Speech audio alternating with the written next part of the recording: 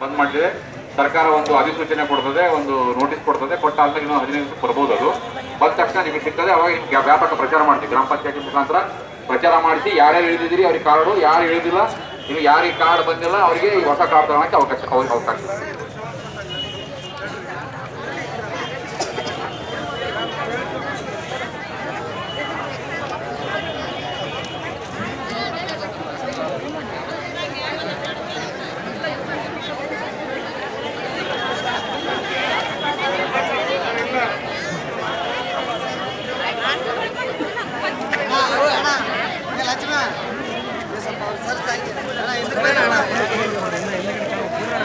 ಯಾವ ಉದಾಹರಣೆ ಹೇಳಿ, ಯಾವ್ದು ತಿರುವಾರದಲ್ಲಿ ಯಾವ ನ್ಯಾಯಬೆಲೆ ಅಂಗಡಿ